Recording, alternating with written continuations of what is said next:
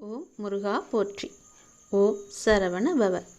அன்பு குழந்தையே, கொடுப்பவர்களுக்கு தெரியாது கேட்பது கடவுள் என்று.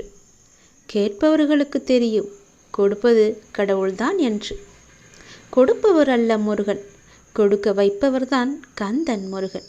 முன்னொரு காலத்தில் அரசன் ஒருவன் இருந்தான். அவன் பல நற்குணங்கள் பொருந்தியவனாக இருந்த போதிலும் அந்த அரசனுக்கு கடவுள் நம்பிக்கை மட்டும் இல்லை. ஒரு நாள் அந்த அரசன் நாட்டு நிலைமையை பற்றி அறிந்து கொள்ள மாறு வேடத்தில் நகர்வலம் சென்றான்.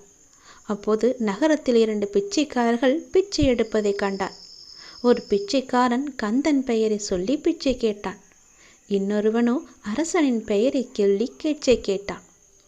அரசன் தனது சேவர்களிடம் இந்த 2 பிச்சைக்காரர்களையும் தன் அவைக்கு அழைத்து வரும்படி ஆணையிட்டான். அவர்கள் இந்த 2 பிச்சைக்காரர்களையும் அவைக்கு அழைத்து வந்தார்கள். இருவருமே பிச்சை எடுப்பதை பார்த்தேன்.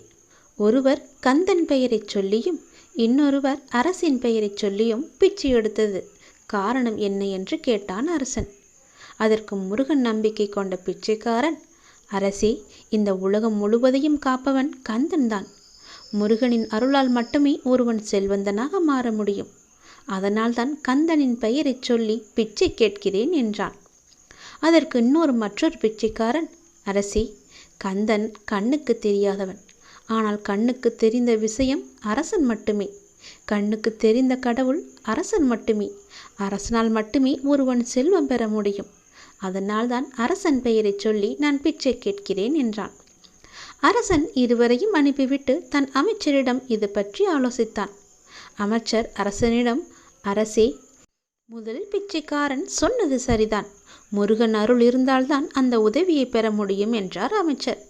அரசனும் இறைவன் முருகன் அருளா அல்லது அரசனின் அருளா என்று சோதித்து பார்க்க தீர்மானித்தான். சில நாட்களில் அந்த நாட்டில் உள்ள கோயில் திருவிழா நடைபெற்றது. அன்று அரசனும் குடிமக்களுக்கு சில பரிசுகள் அளிக்கப் போவதாக அறிவித்தான். பரிசினை பெற குடிமக்கள் அனைவரும் வந்தனர். அவர்களும் அந்த 2 பிச்சைக்காரர்களும் கூட வந்தனர். அரசன் ஒவ்வொருவருக்கும் புதிய துணி ஒன்றையும் கூடவே பரங்கிக்காய் ஒன்றையும் பரிசளித்தார். அரசின் பெயரில் பிச்சை எடுப்பவனுக்கு மட்டும் பரங்கிக்காயினுள் தங்கமும் வைர நகைகளையும் வைத்து பரிசளித்தான் அரசன். கடவுள் கந்தன் பெயரை சொல்லி பிச்சை எடுத்தவனுக்கு எல்லோரையும் போல துணியும் பரங்கிக்காய் மட்டுமே பரிசளித்தான். அவற்றை வாங்கி கொண்டு இருவருமே சென்று விட்டனர். சிறிது நாட்கள் போயின.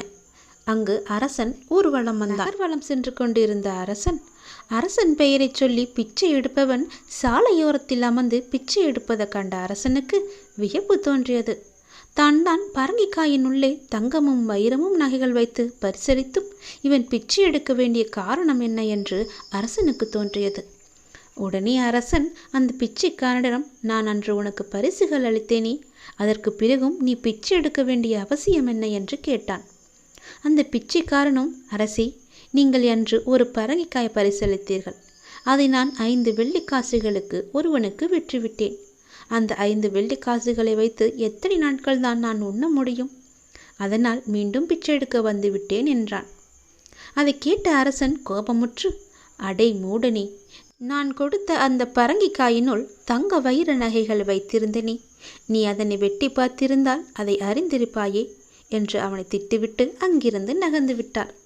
சற்று தூரத்தில் ஒரு செல்வந்தனை கண்டான். அவன் இறைவன் கந்தன் பெயரை சொல்லி பிச்சை எடுத்தவன் என்பதையும் அரசன் அறிந்து கொண்டான். அரசன் அவரிடம் சென்று, ஐயா, நீங்கள் முன்பு பிச்சை எடுத்து கொண்டிருந்தீர்கள் அல்லவா? இப்போது இப்படி செல்வந்தனாகிவிட்டீர்கள் என்று கேட்டான். அதற்கு அவனும், அரசே, நான் என் தந்தை இறந்த தினத்தில் சிலருக்கு இறைவன் கந்தன் பெயரை சொல்லி அன்னதானம் செய்வேன். அன்று ஒருவனிடம் 5 வெள்ளிக்காசு கொடுத்து ஒரு பரங்கிக்காய் வாங்கினேன். அதனை சமைப்பதற்காக வெட்டிய போது அதற்குள்ளே தங்கமும் வைரமும் நிறைந்த நகைகள் இருப்பதை நான் கண்டேன். இறைவனின் முருகன் அருளால் இன்று நான் செல்வந்தன் ஆகிவிட்டேன் என்று கூறினான். இதை கேட்ட அந்த அரசனுக்கு ஒன்றுமே புரியவில்லை. இறைவன் இருப்பது நிஜம்தானா என்று அவனுக்கே சில சமயம் தோன்றும்படி பிரமிப்பாக இருந்தது. இறைவன் இருக்கின்றார், நாம் முழுமையாக நம்பினால் அவர் நம்மை கைவிட மாட்டார் என்ற நம்பிக்கை நமக்குள் இருந்தால் வாழ்வில் பல வளமும் நலமும் பெற்று சந்தோஷமாகவே வாழலாம் என்று அவன் அரசன் புரிந்து கொண்டான். நாம் நல்லாட்சி செய்ததற்கும் முருகன் அருளே என்று அவன் அறிந்து கொண்டான். நல்ல மனம் படைத்தவர்களுக்கு முருகன் எப்போதும் அருள் புரிவான். கந்தனை நினைத்தால் இறைவனை நாம் உணரலாம்.